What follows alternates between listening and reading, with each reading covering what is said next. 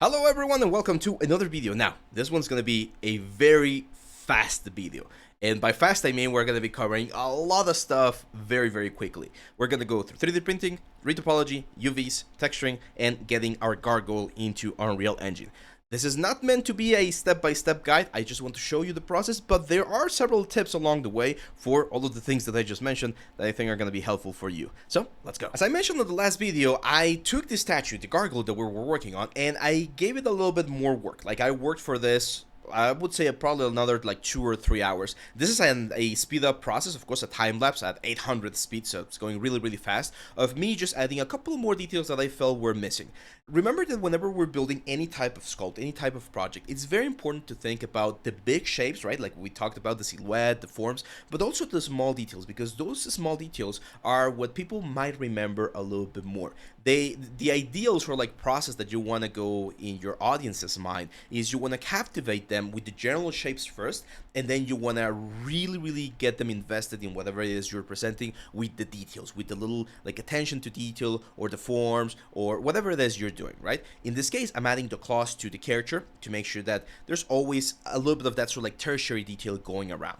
And there's an option that we have here inside of the software, which is just your traditional quad remesher. So it's similar to another tools in different softwares where you just recalculate the surface and then you just jump into subdivision level. So if you find voxel like work or voxel workflow a little bit too free or too difficult to control, you can always jump back into traditional like subdivision level workflows.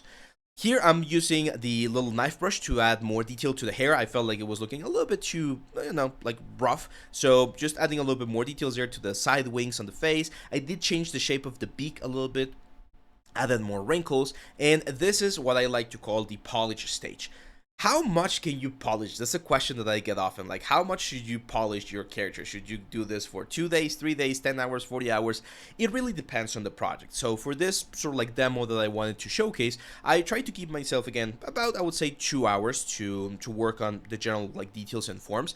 But in production, when you're working for a client or you're working on the studio, you might have a lot of time to do things. You might not have a lot of time to do other things. So it's always a balancing act on how much quality you want to give to a specific element. The more time you invest on something, of course, the nicer it can look. I can tell you that a full character, for instance, you're at least gonna be spending 40 hours on a character for a studio.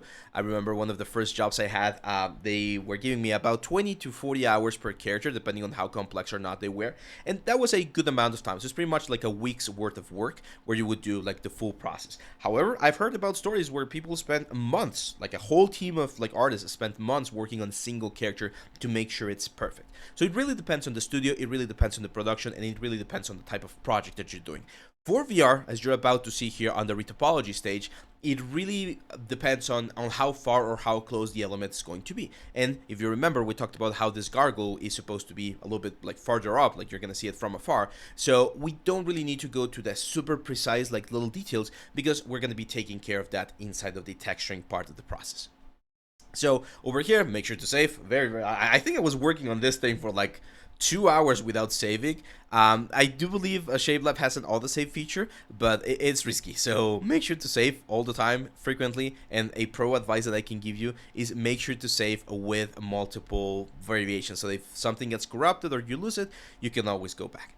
Now, before we finish this, just want to remind you guys that, or this stage, I mean, that we are giving away 2 licenses. So if you haven't seen the first video, we are giving away 2 ShapeLab licenses to whoever follows the instructions properly, and we're gonna give this away on November 1st. So if you're watching this after November 1st, then November 1st, 2024, you'll probably miss this giveaway, but don't worry, just stay tuned, make sure to subscribe, and you're gonna get the notifications when we got more stuff going on here on the channel. This is it for the polishing stage. Now, let's go to 3D printing. So here we are on the 3D printing software that I use. This one is called Box. It's a slicer, and slicers are what we normally use to prepare our sculpts for 3D printing. So I want to print this relatively big. It's gonna be, as you can see here on the scale, it's giving me On the y-axis, 15 centimeters, so actually that's quite big actually. It's not too shabby. And what I'm doing here is, of course, I merged every single piece inside of Shapelabs into a single element, and then I use one of the features there to reduce the amount of polygons as low as I could. This is called a decimation process, very common again in sculpting softwares. And by doing that, I was able to bring this all the way down to roughly about 200,000 triangles, which makes it more and more accessible for a slicer like this one to be able to prepare it for 3D print. Once it's in here, I give it a thickness of 3 millimeters on the walls because we don't need to really print all of the insides, and this is going to save us resin, of course. And whenever you're working with a hollow print like this one, it's very important. This is fundamental. We talked about this on the 3D printing course, that you add drain holes. A very common sort of like noob mistake for people who are getting into 3D printing is that they won't add the drain holes. They will hollow their elements, but they won't add the drain holes. And what ends up happening is you get fresh, like trapped resin inside of the statue or inside of your model, and eventually that will crack and pretty much explode your element, making a mess everywhere. So it's very, very important that we add drain holes. And here's a pro tip: you need to try and add the drain holes as close as possible to the first couple of layers right here, because especially with hollow elements, once you get to the first few layers, like this one's right here, a suction cup effect is going to start happening. And if you get very strong suction forces, what's going to end up happening again is that your print might detach from the build plate and it will fall into the bat tank, and you're gonna pretty much lose your print and gonna have to clean everything and start over. So whenever you're hollowing, try to add some drain holes at the top part. In this case, since it's a part that's gonna be hidden, I went with very big drain holes to make sure that we have good sort of like flow of the resin.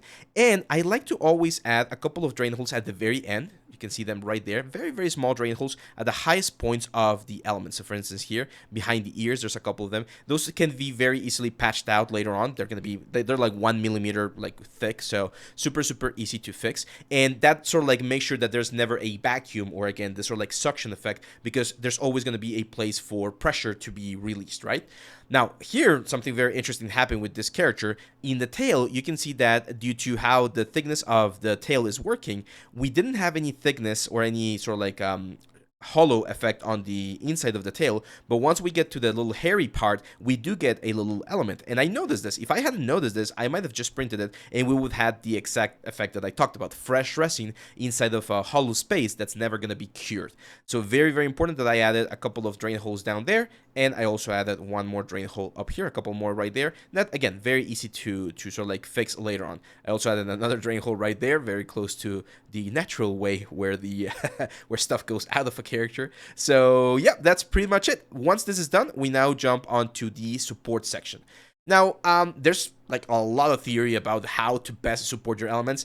I'm a very practical guy. I just want to make sure that it works. So I'm going to go with medium supports in this case because it's not a big figure. I'm going to add a density of 50%, and I'm just going to say all. So it's just going to add supports on every single place where this needs it. And this is what we get.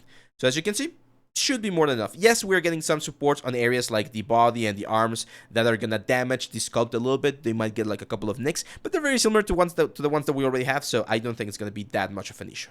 Now, this is not over though. Whenever I add the supports, I like to go and just give a quick sort of like study to everything to make sure that every single part is supported, especially this first couple of lines, like that very fine line right there. I just want to make sure that there's like enough support between all of them, and it looks like there is. So we should have good support here on all of the base. I feel like that's a good density right there. And then what I like to do is I just like to go to the points where I know things are going to get tricky, like that tail right there. See that? So whenever we have that, I always like to add at least a couple of extra ones, extra light ones, just to make sure that there's more bracing involved.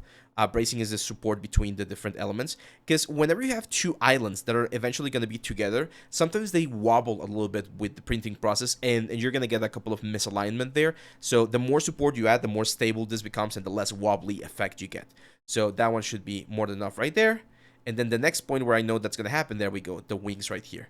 So as you can see, we have the wings right there, or the base of the wings. And again, I just want to make sure that all of the points right there, see that? Like that one right there, that's carrying a little bit too much at the very first couple of layers. So I like to give my first initial points on the wings just a little bit of extra support there to make sure that they get enough time before more of the or some of the more important like supports are like doing the job. Now, whenever I see those areas right there, I also like to add a couple of more supports. Again, I try to be very practical. I know there's going to be someone out there who's another hobbyist or professional about 3D printing, and they might be like, oh, that's way too many supports. I know, I understand. In this case, I just want to make sure that I don't have a failed print, because to me, a failed print, or rather, using more supports is way, like, it's completely worth it than the alternative, right? Which is a failed print that's going to waste every single part of the element. So again, I'm just adding a couple more right there on that part that's kind of like floating, and yeah, there we go. So this is the big suction cup effect that we're going to get right there. But as you can see, one thing that we can really simplify, especially if we push all of this all the way to the top, is that thanks to the drain holes that we added on the bottom, there's never going to be a suction effect, because like air is just going to be flowing from both sides very, very nicely. So yeah, that's pretty much it, guys. With this, I'm ready to go into 3D printing. So I'm going to go over here. I'm going to slice this, which is the actual preparation of the file. And if I check this, the resin I'm using works with usually 1.3. There we go.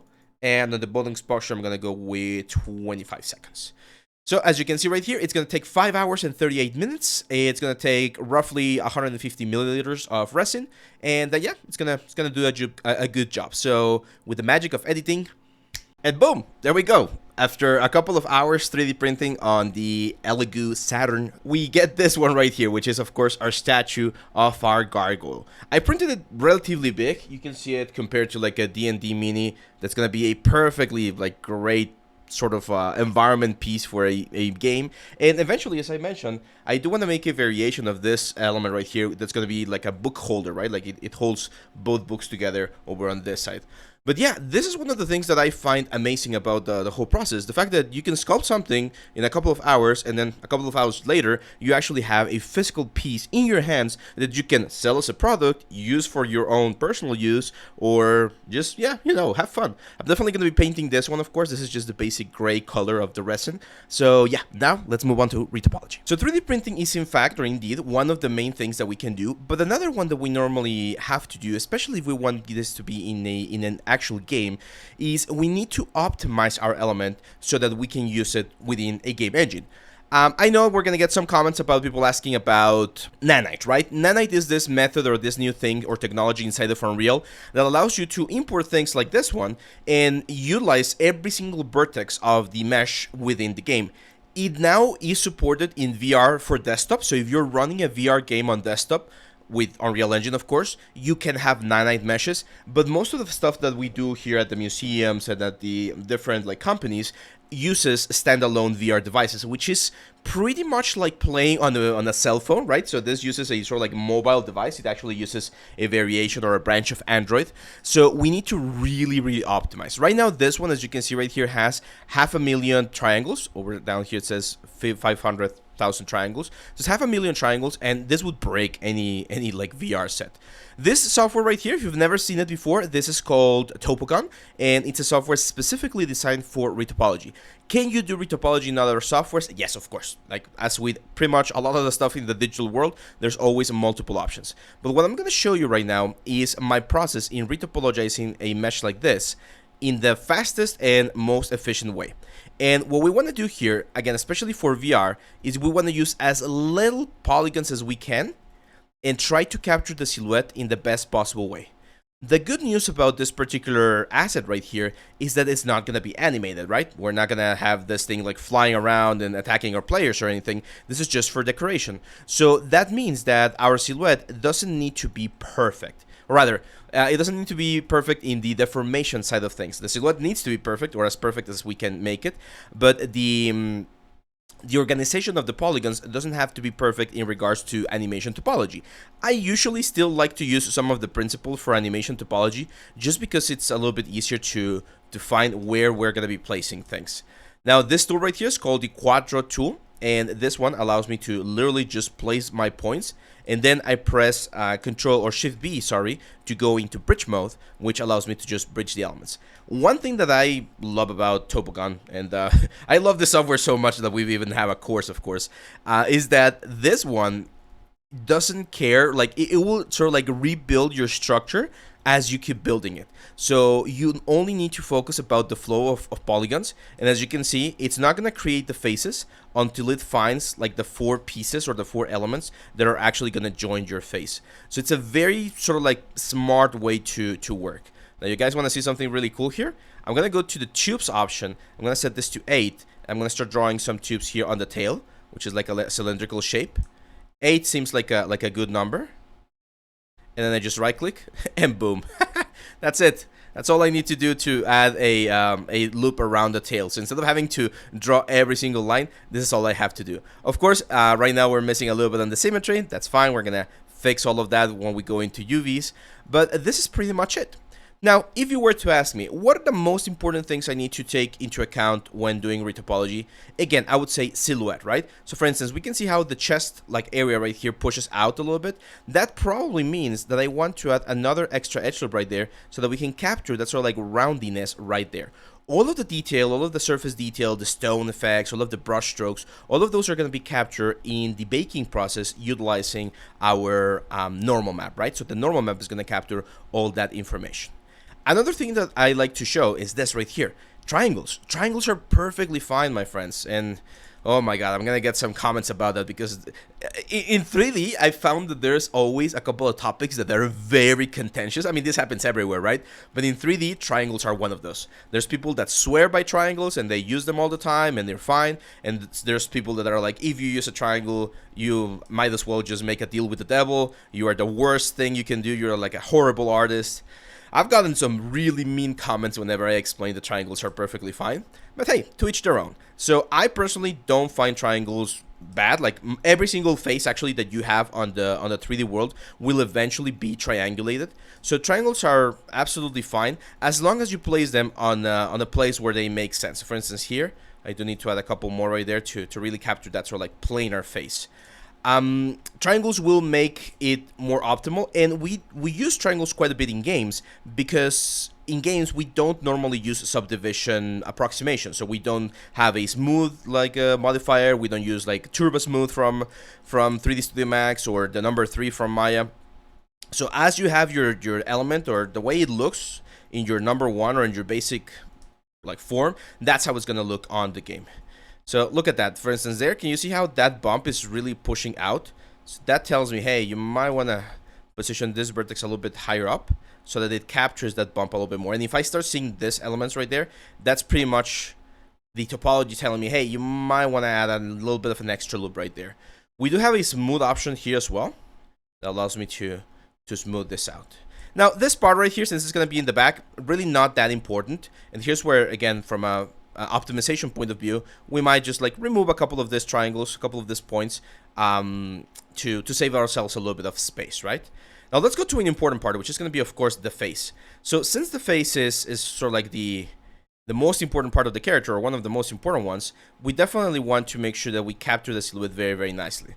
And in this case, I'm also trying to capture the planes in the best possible way so that the shading, right, if we're using PBR, the shading looks, again, as nice as possible. Now, a very cool thing that we can do with this one, if you're a fan of games like Wayfinder or World of Warcraft, League of Legends, is you can do hand-painted textures. And in that case, you use the normal maps and some of the bakes to map out where the details are going to be for your object, but you end up painting pretty much all of the details again. So that's where, again, the sort of like low poly versions of these things are also very important. I'm going to show you a trick right here. So we have this eyebrow, and it's a relatively big volume, right? So I'm going to add this one right here. And we're just going to keep adding this right here. So as you can see, what I'm doing is a square. Okay, this is the important shape that I want to show you. So we're going to have this, I call this the chicken leg point. So that point right there is sharing 3 edges.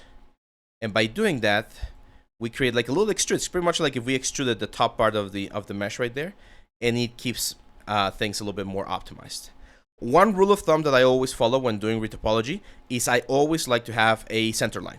That's I would say one of the things that I always try to keep, even if I need to add a couple of like extra edge loops right there. And the reason why this is especially in symmetrical objects, the symmetrical line will allow me to very easily mirror this across the whole thing. For the eye, we don't again need to capture everything because all of this is going to be baked down into the normal map. So let me finish the eyebrow here. There we go. And I'm just gonna loop around like this. Remember, the main goal of retopology, especially for games, is to capture the silhouette. For animation, if you're doing retopology for animation, for like a character that's gonna be talking and deforming and stuff like that, we follow other rules. We try to use specific loops around the eyes, the mouth, and things like that to get the best possible result. In this particular case right here, as you can see, I can take, let's say, a couple of shortcuts here and there, like that eye right there, which is close it like that because we're never going to be that close to the asset, and it allows me to keep things very, very low. Right now, the information is behind my camera, but we're sitting at only 255 triangles, so not bad, right? Like, not bad for half the body. I'm guessing this whole thing is roughly going to be like 4K triangles, and a good rule of thumb, again, for VR development is you want to try and keep things, again, as low as possible, and again, a ballpark figure, because there's never an exact science, but the ballpark figure is assets should at the most be like 25, 30K triangles. Because again, we're doing like VR, or sorry, like mobile development.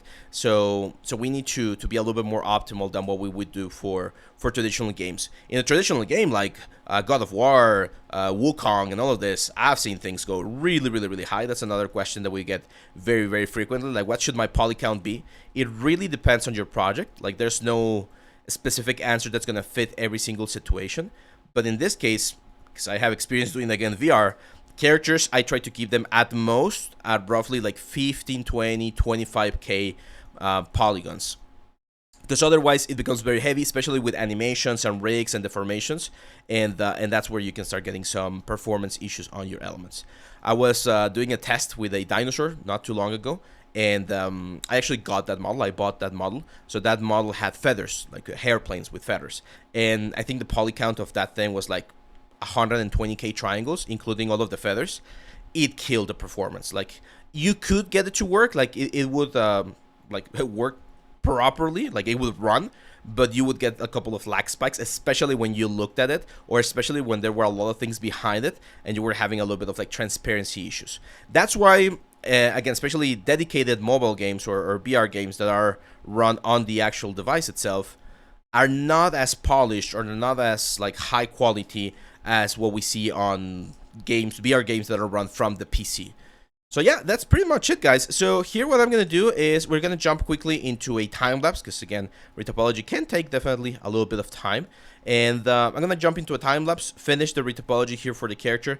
We're going to continue using some of the tools like the loop tool, and eventually we're just going to finish it and we'll jump into UVs. Let's go. So this is a super quick time lapse of the retopology process that I went through for the remaining parts of the element. As you can see, and we mentioned this during the video, you only need to do half of it because the character or the element is symmetrical. If we have an asymmetrical character, retopology definitely takes a little bit longer because you need to consider both sides. So in this case, the thing that I'm focusing the most is making sure that the edges, especially the hard edges, the places where the element connects to the next piece, are clean. Because if we just have a face covering that edge and not really going into it, then the bake process can definitely become a little bit tricky.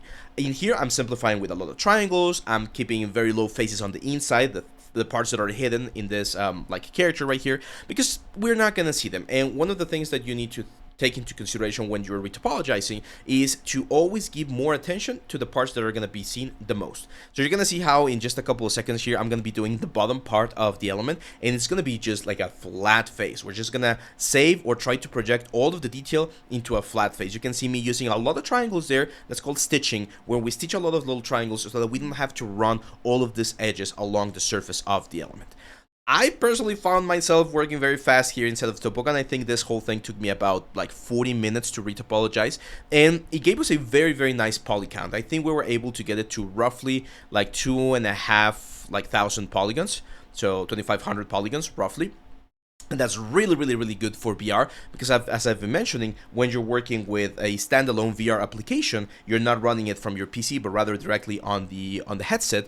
You don't have as much computing power. So you definitely want to cut corners, if you want to see it that way, and simplify where you need to.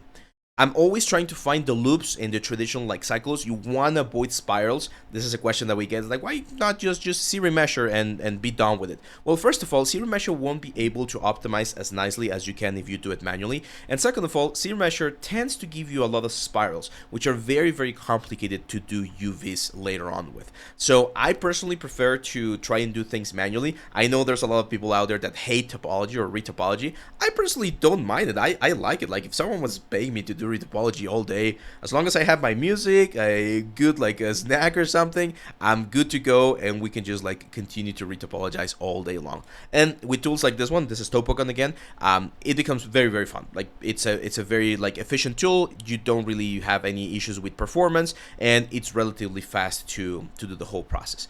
Here on the wing, this is very important. I do a loop that's gonna sort of like capture the thickness of the wing. And this loop is important because once we jump into UVs, which is gonna be the next stage, it's gonna make it super easy to divide one side of the wing and the other side of the wing. Instead of having to manually select all of the edges, if you already have an edge loop that goes around a specific part of your character or your creature or your model, it's very, very easy to do the UVs. I'm gonna be showing you again the 5 steps that I use for UVs to create a general like clean UVs. And if you haven't seen that video, we also have a video there on the YouTube channel. But if you haven't seen that video, we're gonna cover them again, which are gonna allow us to get some very, very nice bakes once we jump into Substance Painter. So let's go to UVs. So this is it, my friends. As you can see, the element, or in this case our gargoyle, is completely retopologized. You cannot see this because it's behind my screen, but we only have 1144 triangles. So it's a very, very low poly. Once we of course mirror it, we're gonna be at around 2,500 polygons. So I'm gonna go file and export this mesh.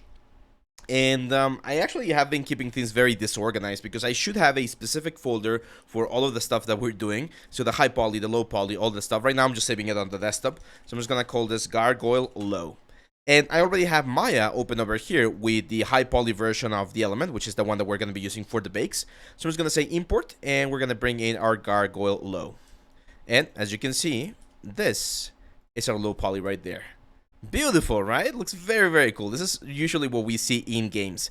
Now, of course, we need to prepare this, so we're gonna mirror this. I'm gonna go to the center first, to this line, make sure that I'm selecting all of the edges on the center line. I'm gonna hit R, scale them into the center, and then snap them with X right there. Now I can just do mirror on the world X negative, hit apply, and there we go. This is the mesh that we're gonna see in-game, and as you can see over here, we're at 2310 triangles. So quite optimized, I would say. Like, this is very sort of like low poly. You probably saw me doing this thing here on the bottom part, where I just grab all of these faces and triangulate them to the corner. These are some of the tricks that we use sometimes. I know we could like grid everything out, but if it's a flat surface, we can just like flatten everything, and it's gonna be perfectly fine. So let's jump into UVs, and I've done this before. I actually have a video, you haven't seen it here on the channel. It's called 5 steps for great UVs. It's a technique that I use all the time to UV my characters, and it goes like this. First of all, I'm gonna go mesh display and soften edge to make sure that this is looking a little bit nicer. Don't worry too much about this like weird hard edge. If it bothers you like again too much, you can grab all of the edges here on the bottom and just say mesh display and harden edge. That's gonna make it a little bit easier, but the normal map is gonna take care of most of it. Yes, it's gonna be a little bit more difficult because we don't have as many polygons. Another option you have, by the way, is just to bevel. So if you bevel and give it a very small fraction to the whole thing, and of course you smooth this, soften edge, you can see that now the border, at least the bottom border, is not going to be as intense. However, this goes against the optimization purposes, because look at that, by just adding that little bevel right there, we jumped all the way to 50 polygons. So we added 40 polygons that are not really doing much, right, on our scene. So I'm going to keep it like this. Now, I'm going to go UV. We're going to say delete UVs first to get rid of any UVs. I'm going to delete the history as well to make sure that this is clean and optimized. And I'm going to say UV. I'm going to go to like a 3/4 view, and I'm going to say UV, and we're going to do this thing called a camera-based projection. This pretty much takes a picture of the element, and if we go to the UV editor, you're going to see it right here. And the thing I love about this specific like method is that it generates no seams. So even though it has UVs, our element has UVs, it has no seams. So it allows us to start for a very sort of like clean template. So what I'm going to do here is I'm going to go UV, 3D cut and sew UV tools, and we're just gonna start cutting.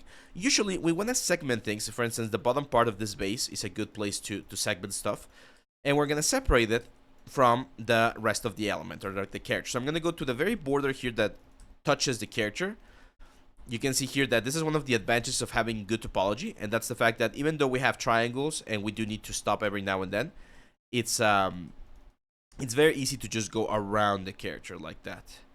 Now there, instead of going up, we're gonna go to the side right there. There we go. Instead of going there, we can press Control to clean one of the edges. There we go. One thing that I forgot to add, and I'm just gonna add in just 1 second, is I can select this option called Mirror World on the UVs, and that we're on any tools here inside of Maya, and that way I'm gonna be a little bit faster. So here, there we go, and now we need to split the pause as well. I'm gonna go in the triangles right there, and you're gonna know that you successfully splitted the islands once the elements change color. There we go. See that? So now all of that sort of bottom platform is completely flat, and this pretty much tells the Maya, hey, these are 2 different elements. So let me go here. I'm gonna go symmetry and turn symmetry on world X on, so that when we go back into 3D CAD so UV tool, if I do on one corner, it's gonna be on the other one, right? So I do need to separate these corners. Actually, to be honest, it might be even better to just separate the full front part like that. And this thing, I already know that's gonna unfold a little bit weirdly, so I'm just gonna cut right there. So you can see we're gonna have this section right here, side section, inner section, and then this part right here. We're gonna go to the arms, and we're gonna separate the arms from the rest of the character. This is why we created this loop that goes pretty much around the whole thing. Oh, not that one. There we go. So now the arms are separated. The arms are conjoined there on the center, but we can actually separate them as well. That's probably gonna make it a little bit easier for painting and everything. So there we go. We separate them there and there. There we go. So you can see now they have different colors. And you always want to add your UV seams on the inside of the character. So in this case, since the arms are like cylinders, I'm gonna add the cut on the inside so they unfold like the label of a soda can or like a soda bottle. That's what we're going for there on the arms. The head is usually another piece that we normally separate from the body. So we're gonna separate this right here. There we go. So the head is now separated. And a good place here to... Actually, a good place to split this one would be on the top part, because we're probably going to be seeing this from the bottom part. So we want to have the least amount of distortion that we can. So we're going to cut there on the top part. Kind of like a luchador mask. Again, that's usually the technique that we follow. We can separate the ears. I think that's a good idea as well. So I'm going to go around this area on the ears. There we go. And then we're going to add a cut on the back of the ear. That's going to, again, help it unfold a little bit better. So that's it. That's pretty much all we need to do. If you want, again, if we see that the distortion is a little bit too much, another thing we might do is just split the bottom part of the beak, which, to be honest, is actually not a bad idea. So I'm going to do it already. I know this is going to give us a seam that's going to be a little bit more visible, but I'm going to show you a technique inside of Substance Painter that's going to make this whole thing a little bit nicer. And that way we can actually delete the luchador line like that. And we're going to get a nicer result. Let's save real quick, because I haven't saved, and it's always very important. Let's call this Gargoyle. I always call my Maya scenes setup. So Gargoyle setup. There we go. I'm not sure why we're getting that sort of like blinking. Can you see it there? I think it's Maya. Let me close Topogon. There we go. So the wings we're also gonna cut right down there on the the connection point, as you can see.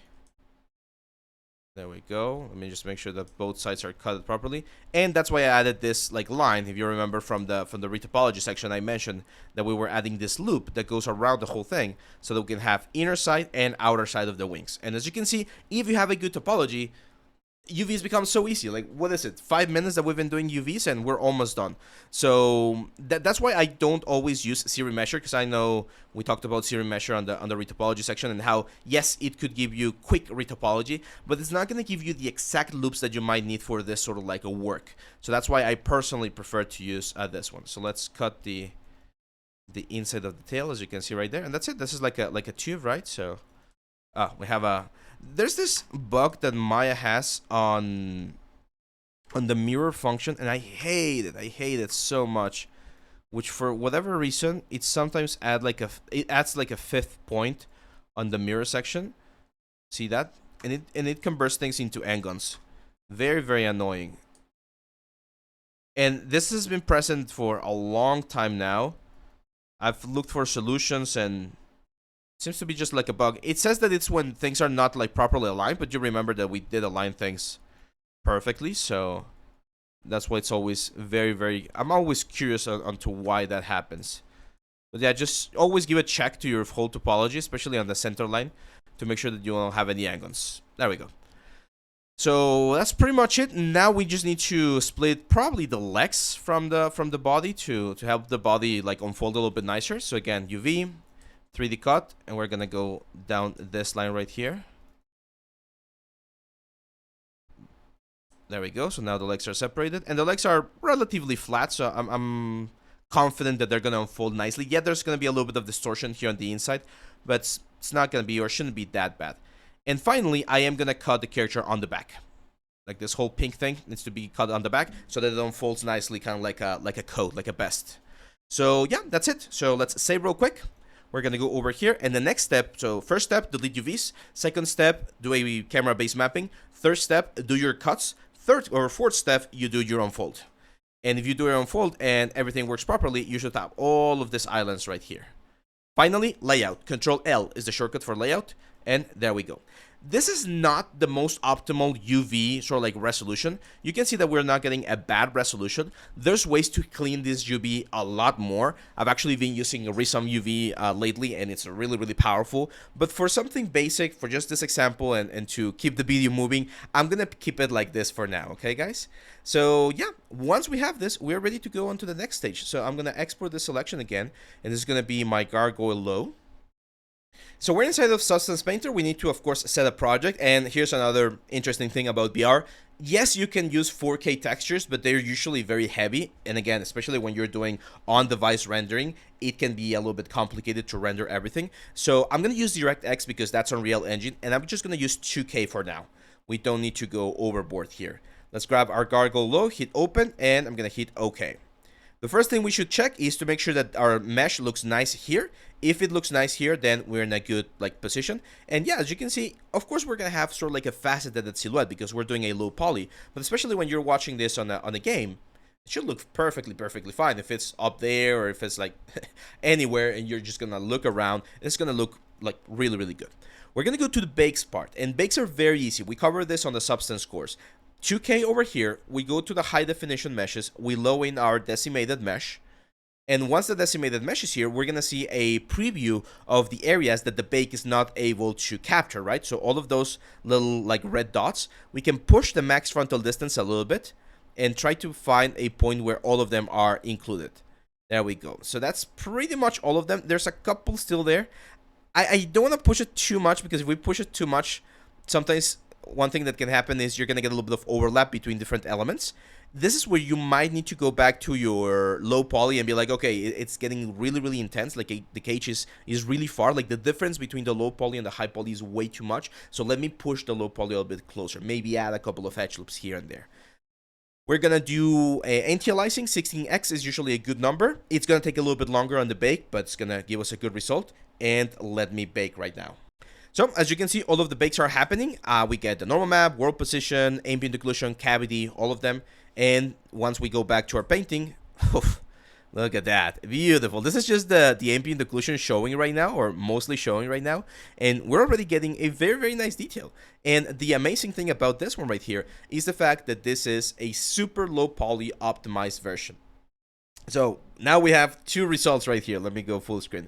We have our 3D printed version of the gargoyle. We have our low poly game ready version of the gargoyle. Now let's continue working on the textures here to really make it work. So I think I'm gonna do a bronze statue. So if we take a look at the bronze statues, you can see that they get this very nice sort of like patina or rusted effect. And it's quite nice, right? Like I really like the sort of like effect that we get here with bronze statues. So let's start with a base color. I'm gonna go here to metal, and I'm gonna grab this stylized raw metal. Let's start with that one. So by default, it already, I mean, just adding this, it already makes it look very interesting. But with this stylized raw metal, I'm gonna go down here, and I want to change the metal color. I'm gonna desaturate it a little bit. I don't want it to be as like saturated. We had a huge discussion about gold a couple of weeks ago. Also got quite heated. And I'm going to increase the roughness just a tad bit. Not too much, but just a tad bit right there.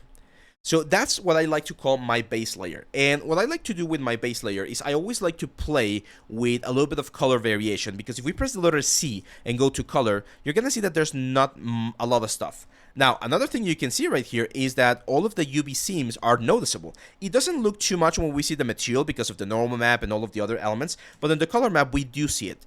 I'm not going to do any modification on this one right now, but if I see that we need to change something, I'll change it on the materials that are more visible. So I'm going to add a rust layer right here, but I'm going to do something interesting with this rust layer. I am going to remove everything except for the color information. So this rust is only affecting the color of the element.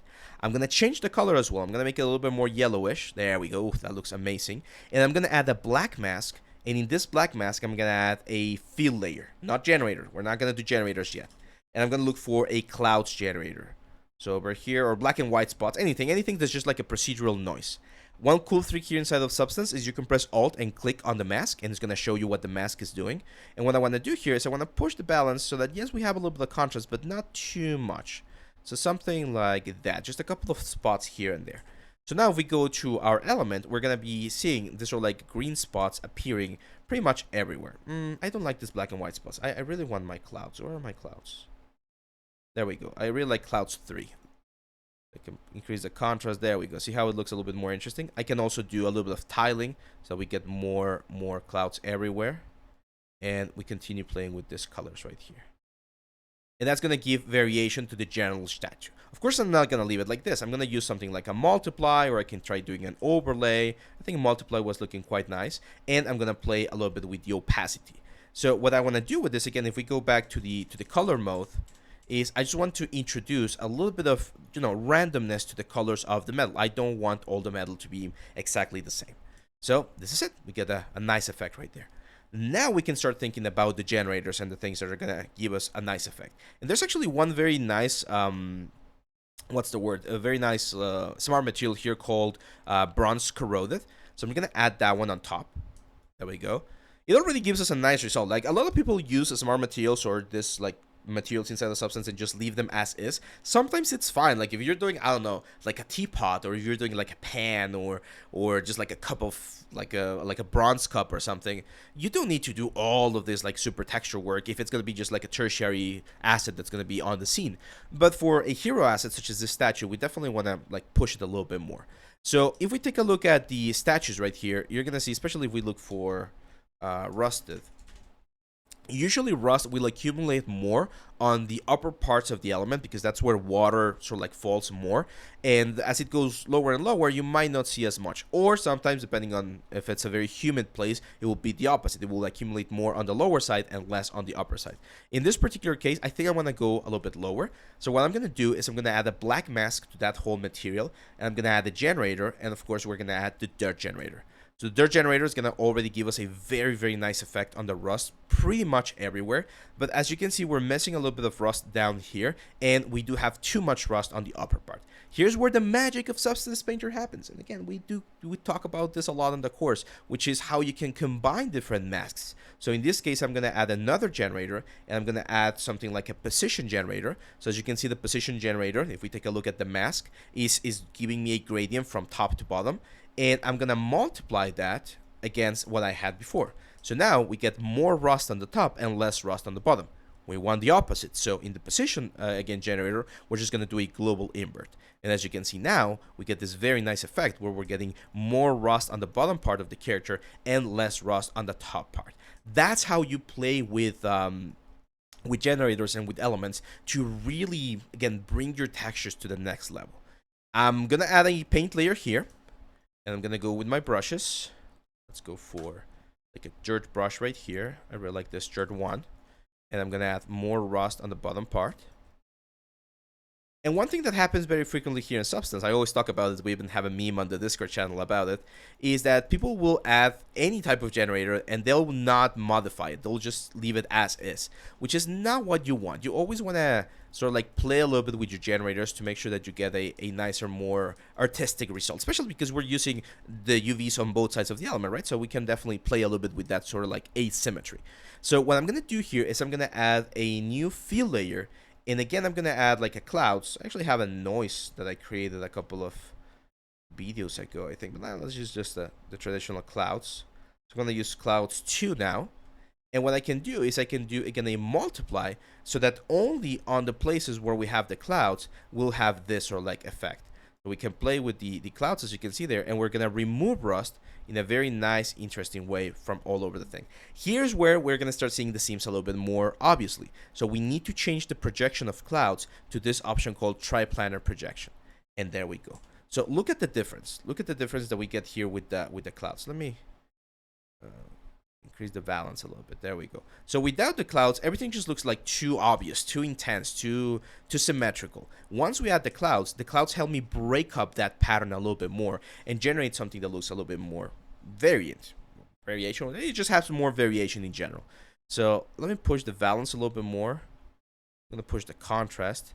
And again, we can play with this to really generate or break up a little bit of the effects of the rust. If it's too much, you also can play with the opacity here. So we can have a little bit of an opacity that's going to allow us to get a nicer, sort of like more expected gradient on the whole thing. So yeah, I really like that one right there. Let's jump now on to a little bit of highlights. So I'm going to go here to metals again, and I'm going to grab my stylized metal once more.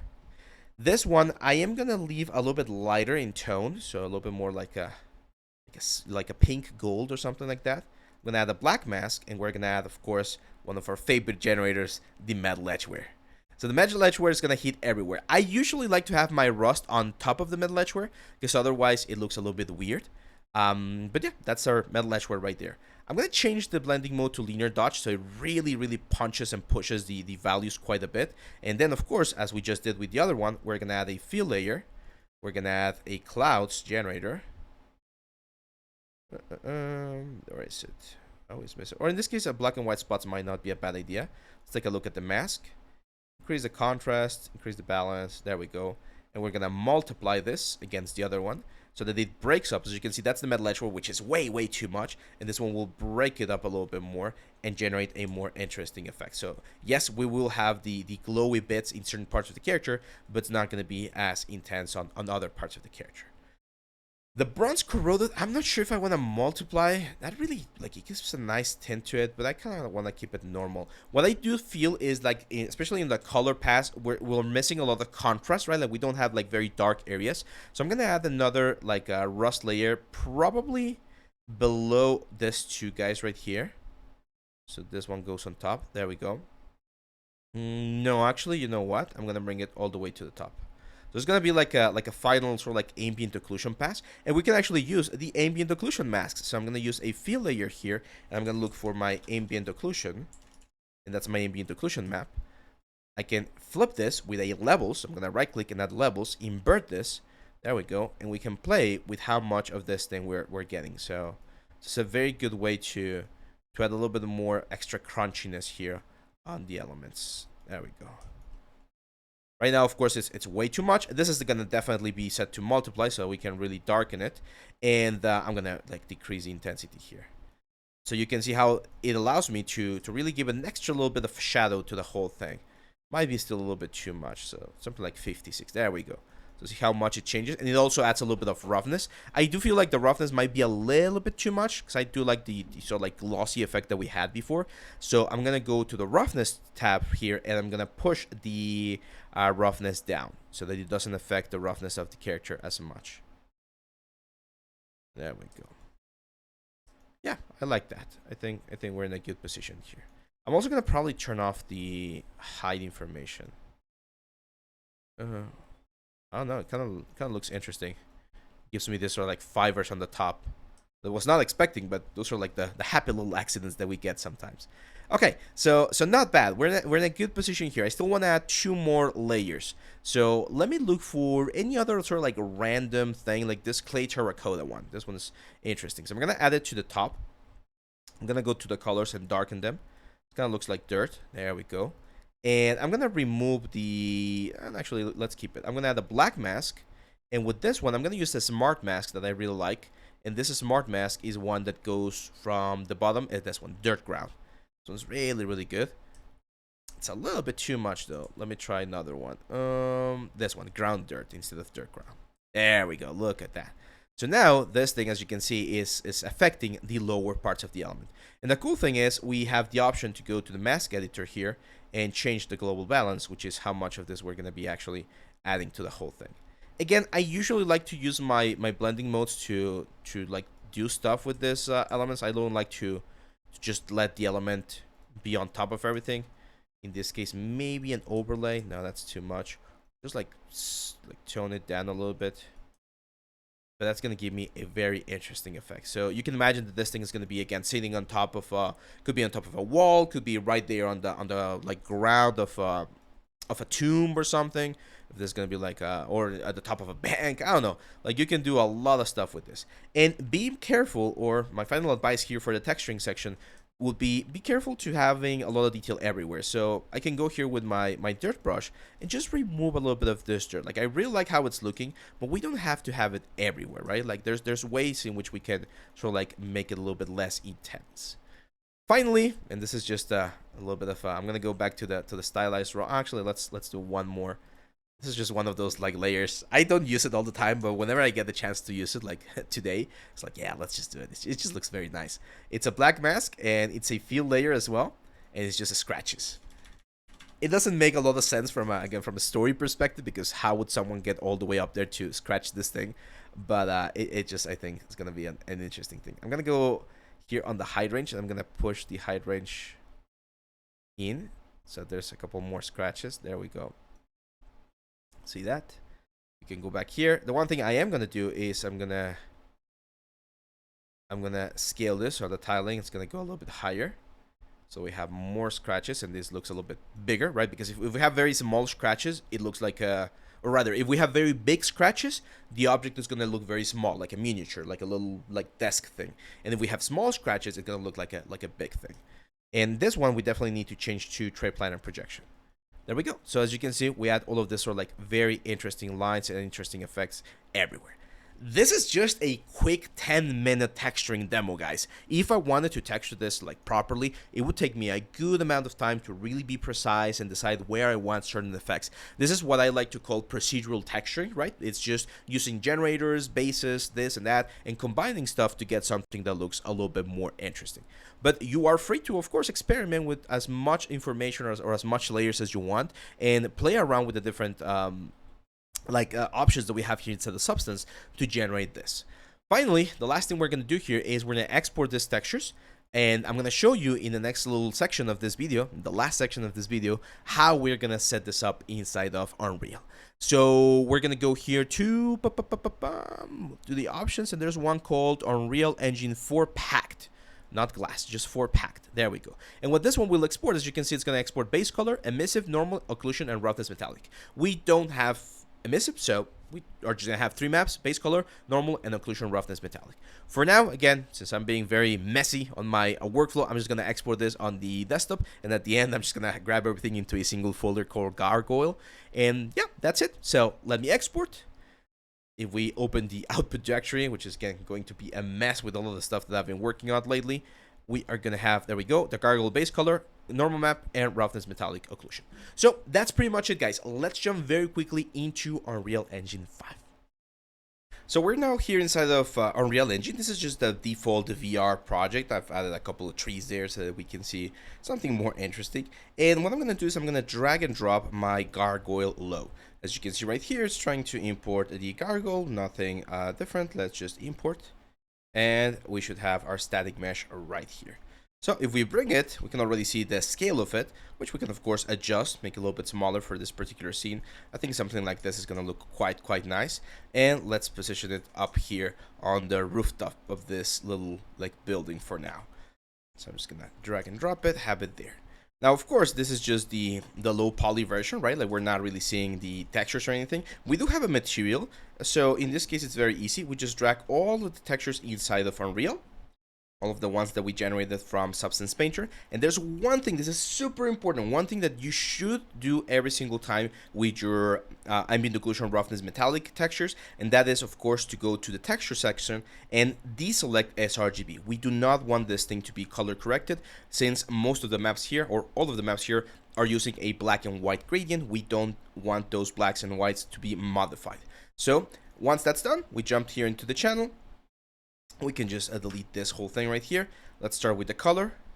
Color goes into color. It's very easy. If you were a kid and you did that square goes into square, triangle goes into triangle thing, then this is super easy. Normal goes into normal.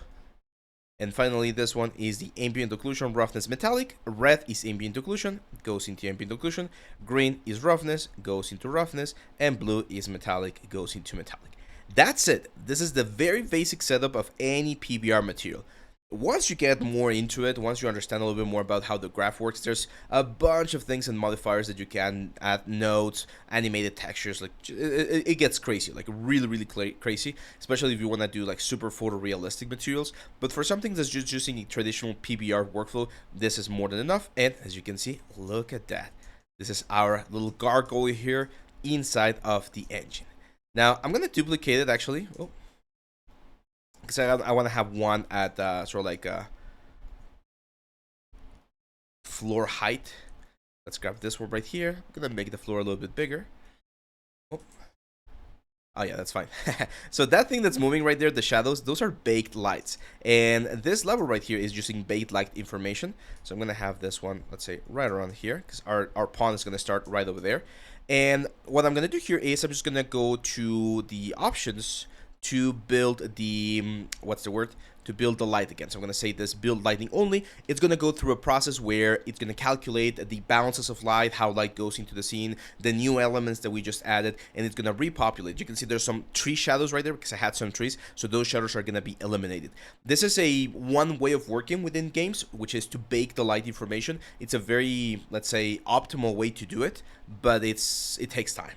What you need to understand about baking light or against or compared to traditional just like global illumination or real-time illumination is that baked light will give you a very nice result, but it's pretty much like rendering, right? So you can see that we render the shadows of our statue here into the floor, and if I move the statue, the shadow is no longer going to match. So it's very important that you understand that baked light is very good, especially for VR games where things are not going to be moving. They work very nice. And we have, of course, our statue up here. So let me set the like the visor so that we can see this in actual virtual reality.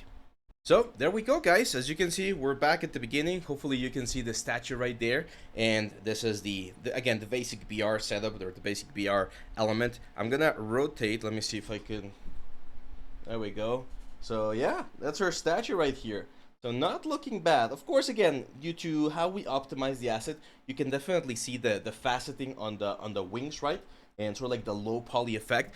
But thinking about where the statue is normally going to be, which again from my idea is for it to be all the way up there, then we're in a good position. Now let's very quickly check if it has physics enabled. No, it doesn't. Oh, that's a shame. We can enable physics, of course, just like add a little bit of a balance so that the little spheres actually interact with it. But yeah, that's it, my friends. With this, we are pretty much arriving to the end of the process. Our statue is now present, and it went all the way from Shape Labs and our sculpting, VR sculpting software to our VR sculpting experience. So that's it, guys. With this, we're finished with this small series, and I wanted to show you a little bit of what I normally do again in our pipeline here at the studio, where we're producing things for VR. The process of sculpting, retopo, UVs, bakes, texture, and then presenting this or showing this in the engine is what we do all the time for all of our assets, including characters that are going to be animated. Now, to be honest, I'm actually quite happy that we were also able to talk a little bit about 3D printing. So we covered a little bit about the supports and how to hollow a print to get a very nice result. And hopefully with this, again, you guys are inspired. Remember, my main goal with all of this content that I create is not only to show you the process, teach you about the tools, and for you to learn a couple of tips and tricks, but also to be inspired. It's very cool when we see others do very interesting stuff, and then that sort of like moves us or motivates us to go forth and do our own stuff. Okay, so feel free to follow this process, do your own sculpt. Remember that we are giving away 2 Shape Lab licenses on the first video from from this series. So if you haven't seen that video, go back to the channel. You missed the first part of the sculpting of the gargoyle, of course, but go watch it, answer the little question that we have right there, follow the instructions, and you can participate as well to win one of these licenses until November 1st, 2024. So if you're watching this after that date, you might have missed the giveaway, but don't worry, just make sure to subscribe, stay tuned, and you're gonna find more stuff here on the channel. So this is it. This is where we stop, and my friend here, the gargoyle, is also saying goodbye to you, my friends. Thank you very much, and I'll see you back on the next one, guys. Bye-bye.